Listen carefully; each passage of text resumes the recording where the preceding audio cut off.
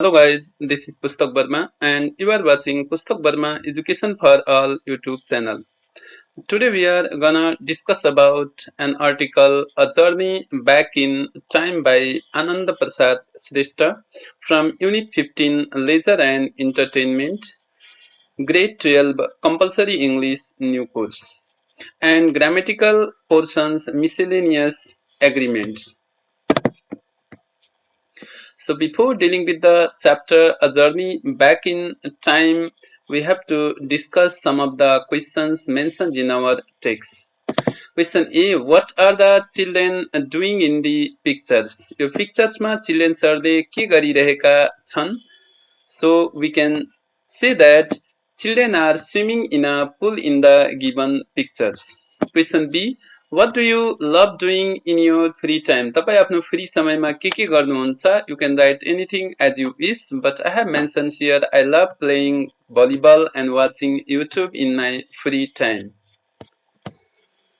Then glossary is difficult words meanings mentioned in our textbooks: monotonous, tedious, repetitious activities, hectic, busy life, cobbled, roughly assembled, destination, a place set for journey, conquest, victory, vijay, insurgency, revolt or rebellion, permits to spread through, vantage point, a place affording a good view, stunning, exceptionally beautiful, panorama, unbroken view of the area, ambience, a particular mood of an environment, deity, divinity is loitering, lingering or hanging around, and mysterious, untraceable, talked to pull or gather up, uh, dilapidated, deteriorations, booze, humming noise, umbilical cord relation related to umbilical cord, thriving, fortunate or successful, hellhole, a place of intense hatred or turmoil, indescribable, very difficult to describe, mainstay, a cheap support, dwelling, habitations of or homes, unanimously, without objection, ingredients, substances present, hangover, illness caused by load or alcohol. So this is the place where the author visits along with his friends Bandipur, a place of ancient culture, natural beauty. Looks very beautiful. It catches the attentions of the tourist as well. It is a famous tourist place located near Kathmandu Valley. So the author along with Anand Prasad Shrestha along with his friends visit to this place and pass out his weekends. It is the place where the old Nepal resides, and this is Anand Prasad, Dr. Anand Prasad's sister, who has written this travelogue, and that has been included in our textbooks. And this place also passes out is shows the good panorama of mountain Ariman Himalayan scenes as well as at night. It looks very good with its lightning. So then about the main points of this is article A Journey Back in Time. A Journey Back in Time is a traveler to Bandipura hill settlement and rural municipalities. एउटा गाउँले के हो त गाउँपालिका नगरपालिका हो lies in Tanahun districts of Nepal. यो कसले लेखेको बाई आनन्द प्रसाद श्रेष्ठ हो. Visits there with his friends to explore the beauty of the place. त्यो ठाउँको ब्युटीलाई एक्सप्लोर गर्नको लागि उनी त्यहाँ जान्छन्. And to provide solace to their hearts and mind. उनीहरूको माइन्ड र हार्ट एकदमै के हुन्छ बिजी सिटीमा काम गरिरहेको कारणले गर्दा एकदम डिस्टर्ब भइसकेको हुन्छ. त्यसकारण उनी के हुन्छ त्यहाँ भिजिट गर्छन्. It is famous for its ancient culture. प्राचीन संस्कृतिको लागि फेमस छ. And the well preserve Newari culture. एकदमै संरक्षण गरिएको Newari culture. For being the hill station and its rural tourism. त्यहाँ गाउँले खानाहरू लोकल खाना लोकल अथवा फुडिङ लजिङ सुविधाहरू दिने गरिन्छ. Because of it's preserved old time cultural atmosphere it has increasingly been coming to the attentions of the tourist. यसले के गरेछ पुरानो प्राचीन कालको कल्चरल एटमोस्फियर राखेको कारणले गर्दा त्यहाँ टुरिस्टहरू दिन प्रतिदिन बढ्दै गइरहेका छन्. People come to Bandipur to relieve their stress. अथवा उनीहरूको तनाव प्रेसरलाई खत्म गर्नको निम्ति तिनीहरू बन्दीपुर आउने गर्छन्. And to visualise the natural beauty and to take break from their busy lifes as well. Bandipur is an eco-friendly city that boasts traditional as well as cultural diversity and free from drought and pollution. It is a pollution-free city. This beautiful town also has old heritages, palaces, and temples. It has not only the religious significance but also the cultural as well as the historical significance as well. People can travel in mini buses, safari, they can do elephant rides as well. It is not only the place to find the adventure. त्यहाँ साहसी कामहरू मात्रै गरिँदैन त्यसको साथसाथै it is a place to be at peace and enjoy the फाइनर things in life जिन्दगीको राम्रो आनन्द चिजहरू पनि मनोरञ्जन लिन सकिन्छ The author visits this place as he is fed up with the hectic busy life of the Kathmandu metropolis with his some old classmate to pass out the weekend. हप्ता त्यहाँ बिताउनको निम्ति काठमाडौँको बिजी लाइफबाट फ्री हुनको निम्ति उनीहरू त्यहाँ जान्छन्. According to the author, it is a place where old Nepal lives on. It is 2 kilometers west from Dumbre, and where they reached through local bus मा त्यहाँ जान्छन् and then finally अन्तिममा उनीहरू medieval town मा पुग्छन् वास्तविक शहरमा पुग्छन्. They arrived the place they found them century back. शताब्दीयों पछि पहिलाको शहरमा तिनीहरू आफूलाई पुगेको रियलाइज गर्छन्.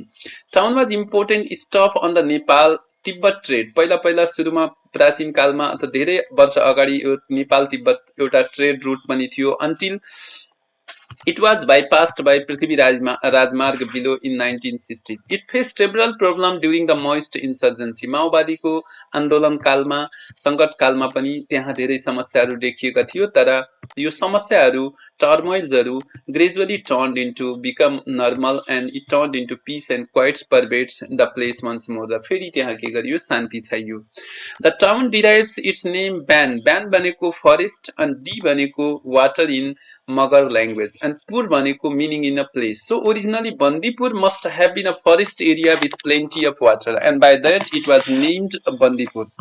So one can view the most stunning panorama of Himalayan peaks from Dhaulagiri, Machapuchre, Langtang, Lirung, Manaslu right down to Ganesh Himal. So natural beauty can be also visualized from there.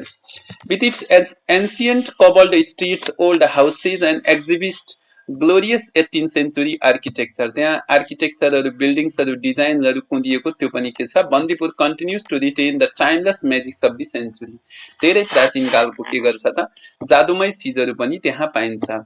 Shopping strips, Vindhyavasini temple dedicated to Durga, Guardian deity of the town, viewpoints, and some mysterious caves are other attraction of the Bandipur. Bandipur is probably the only example of a town that is truly living museum of the Newar culture with its tall Newar houses. यो के छ त it is famous for the Newar culture, Newar buildings, Newar rituals, Newar foods अथवा Newari foods त्यसको लागि पनि famous छ.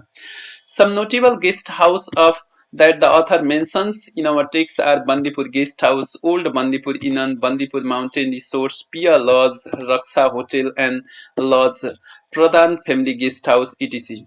And this small town is ever clean and pollution free. यो के छ त प्रदूषण फ्री छ कम्प्लिट रूपले. The business of traditional variety. पहिला विभिन्न किसिमको बिजनेसहरू त्यहाँ गर्ने गरिन्थ्यो but now it has been changed into a tourism related बिजनेसहरू मान्छेहरू त्यहाँ गर्ने गर्छन्. One of his friend wishes to keep his house in Bandipur. एकजना साथीको घर बन्दीपुरमा हुन्छ र त्यो त्यही राख्न चाहन्छ किनकि ऊ दशैं तिहार अथवा अरु विभिन्न फेस्टिभलमा त्यहाँ गएर पनि आफ्नो मनलाई शान्त पार्ने इन्जोय गर्ने गर्छ. This place has such a magnetic pull. यसमा के छ एउटा म्याग्नेट जस्तो तान्ने क्षमता छ. यसले मान्छेहरूलाई टुरिस्टहरूलाई एकदमै के गर्छ क्याच गर्छ. Almost every house is either a cafe, a pub or hotel. सबै घरहरू जस्तो धेरै जसो घरहरू के छन् त कि क्याफेमा छन् कि होटलमा छन् कि होमस्टेमा छन्. Local people learn English language from the school children as they needed to interact with the tourist as well. धेरै जसो त्यहाँको मान्छेहरू स्कुल पढ्ने विद्यार्थीहरूसँग इङ्ग्लिश ल्याङ्ग्वेजहरू सिक्ने गर्छन्. They have cheese omelette and 2 slices of bread each, finger chips and milk coffee at the end of a Magar ladies house अथवा यो मगर लेडीको एउटा होमस्टेमा जान्छन् र त्यहाँ तिनीहरूले अमलेट्स अनि स्लाइस अफ ब्रेड्सहरू खान्छन्. उनको ग्रिटिङ हेरेर उनीहरू फेरि के गर्छन् त एकपटक कफी खान्छन् र त्यसपछि त्यहाँबाट के हुन्छ मुभ आउट गर्छन्. We unanimously agreed that it tasted absolutely divine. र त्यसको टेस्ट उनीहरूले एकदम बहुत धेरै अथवा दैवी ले बनाएको त्यस्तो खानेकुराहरू जस्तो फिल गर्छन्। लोकल स्पाइसेस मसलाहरू युज गरिएको हुन्छ, एक्स्ट्रा इन्ग्रेडियन्ट्सहरू, विभिन्न चिजहरू, सब्सटेन्सेसहरू युज गरेको र त्यसको साथसाथै माया प्रेमले बनाएको चिज भएको कारणले गर्दा that makes the other memorable is. And next evening, they took the bus return to the dusty, dirty, crowded, polluted, and impersonal 21st century Kathmandu city. त्यसपछि भोलिपल्ट साँझ उनीहरू फिर्ता हुन्छन्. The memory is still in the author's mind as it's alive and fresh. र अहिले पनि author त्यो कुरा, त्यो घुमेको त्यस्तो ब्युटिफुल र scenarios, old traditional cultures, Newari कल्चरको र सिनरीहरू अहिले पनि उनको दिमागमा के छ, एकदमै फ्रेस ताजा हुन्छ. Then working with words. The words in the crossword puzzles are from the text and find them from the text to solve the puzzle based on the clues given below. So the answer is given here is acrossमा यहाँ दिएको छ outdated or relating to Middle Ages, medieval. The character or atmosphere of a place, ambience, and highly decorated, ornate is beat with the strong regular rhythm, survive, throws, and is this with agreement of all people involved unanimously. The destructive effect of something ravages and a large city metropolis, wandering from place to place without any purpose, loitering, and this unpleasant place, a place of extreme misery, hellhole, active revolt or uprising, insurgency, that means हामीले rebellion, revolt पनि भन्छौँ, paved with cobalt, the prosperous and growing, flourishing, thriving. So these are the words that we put as in the given boxes, and then they get completed. Then look up the meanings of the following words in your dictionary. Amenities भनेको comfort, conveniences, executive भनेको extremely beautiful, etiquettes भनेको good manner, and this accommodation, living quarters are settlements or houses, homestays, mainstays भनेको this is significant part of something, antique belonging to the ancient time. Then about question number C, underline the content word. Content word भनेको meaning दिने word in the following sentence. The example is given here. A brown fox jumps over the lazy dog quickly. So here brown fox jumps and lazy dog quickly. So these are the content words. Same here also is the cat sat lazily and dirty mat. These are the content word. In B, gives performances, stays beautifully. These are the content word here. And count chickens. These are and hashed. These are content word. Came, saw, conquered, content word. Life, very, identity. These are the content words here. So content words are underlined here. Then comprehensions. Why did the author and his classmate decided to visit Bandipur? Writer र उनको साथीहरू किन Bandipur visit गर्न decide गर्छन्? Decided to visit Bandipur because they were fed up, दिक्क भइसकेका हुन्छन् with the hectic pace of life in the Kathmandu metropolis. काठमाडौँको बिजी लाइफबाट उनीहरू दिक्क भइसकेका हुन्छन् डस्टबाट, त्यसकारण उनीहरू त्यहाँ भिजिट गर्न चाहन्छन्. What is the special about Bandipur? The special about Bandipur is that it is a place where the old Nepal lives on, in that full cobbled Newar settlements. Then question number C, how has the business changed in the Bandipur? Previously के गर्थे, they used to do traditionally various types of business, but now the business has been changed into the tourism related business in Bandipur. Why do the local people who have migrated to Kathmandu visit Bandipur time and again? जो Kathmandu migrate गरिसकेका छन् तिनीहरू पनि Bandipur visit गर्छन्. The local people who have migrated to Kathmandu visit Bandipur time and again to be free from the hectic and busy life of Kathmandu Valley. How do the local people learn to speak English language? Local मान्छेहरूले English language कसरी सिक्छन्? The local people learn to speak English language in Bandipur from the local school children. किनकि तिनको विचारमा school चिल्ड्रेनले राम्रो English बोल्न आउँछ र तिनीहरू इङ्ग्लिस के को लागि सिक्छन्? For the family business as well as to interact with the tourist. What does the author mean when he says that the time stops in a town Bandipur? उनले भन्छन् समय एकछिन बन्द हुन्छ, रोकिन्छ जब उनी जब तपाईँ बन्दीपुर भिजिट गर्न जानुहुन्छ. When the author says that time stops in the town of Bandipur, he means to valorize the beauty of the place. त्यो ठाउँको ब्युटीलाई भ्यालोराइज गर्न खोज्छन्, प्रशंसा गर्न, which catches the attention in a such a way that everyone get lost in its beauty and originality as it was long ago. Then about critical thinking, the writer seems to believe that rural life is better than the urban life. Do you agree with him? Obviously, of course, since the writer seems to believe that rural life is better than the urban life, in the sense उनी के हुन्छ काठमाडौँ जस्तो city capital सिटीबाट busy जो के हुन्छ busy city हुन्छ हेक्टिक्स हुन्छ र डस्टले भरिएको हुन्छ लास्ट लाइन पनि उनको जो उसमा छ एससीमा त्यसले पनि के गर्छ सेम इन्डिकेट गर्छ The author seems to believe that rural life is better than the urban life because he's fed up with the hectic pace of life in the Kathmandu and he wants to feel the real beauty of Bandipur, a place where the old Nepal resides. Therefore, he visits there with his friends to provide the solace to his mind. मनलाई शान्त गर्नको निम्ति त्यहाँ जान्छन्. And I am totally agree with his statement.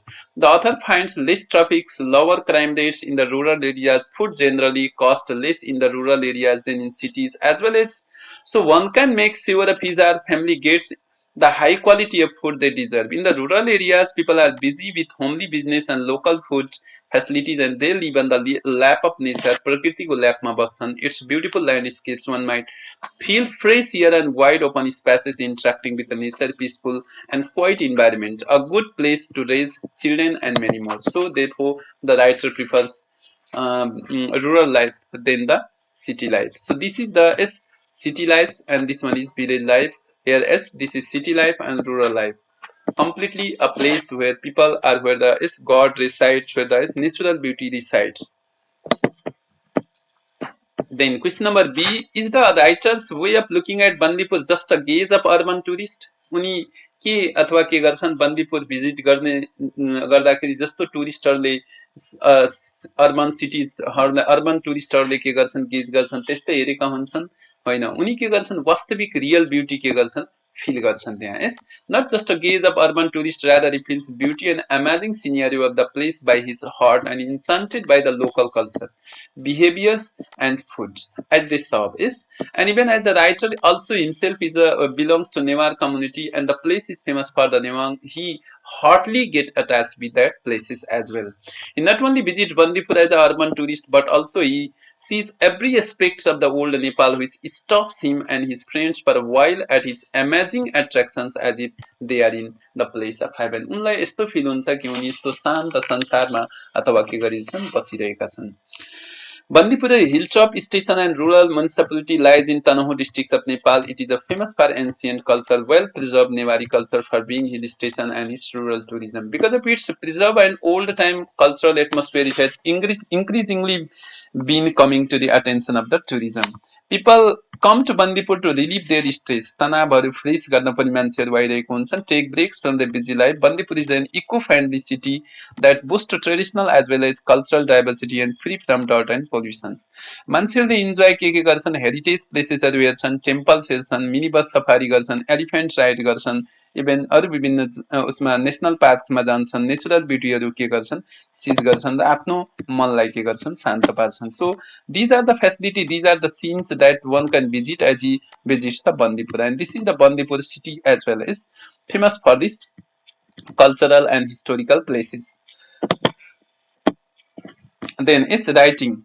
Write a letter to a business organization overseas describing a prospect of tourism industry in your local place. आफ्नो ठाउँमा कुन कुन चिज त्यहाँ टुरिस्टको लागि फेमस छ र के त्यहाँ के गर्न सक्छ के सम्भावना छ त्यो कुरालाई मेन्सन गर्ने. Consider the following points in the letter. Propose a venture in the tourism business. Persuade the organization head to visit the place once.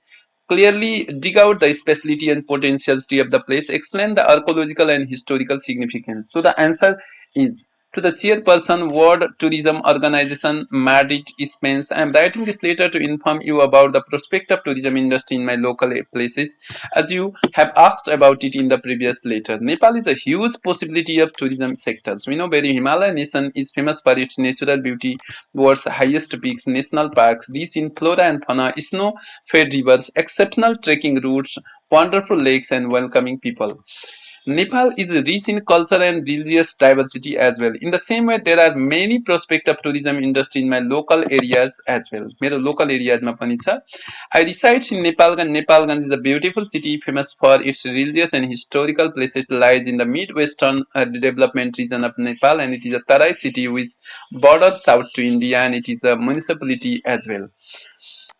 Nepalganj is especially famous for the temple of goddess Bageshwari, which lies in the middle of the city. Temple of Lord Shiva is beautifully located in the middle of a pond. एउटा तलाउको पोखरीको बीचमा located छ. And the visitors can worship the goddess Bageshwari and ask for a blessing for the wish fulfillment. They can enjoy by taking photographs and beautiful sceneries scenes around the temple.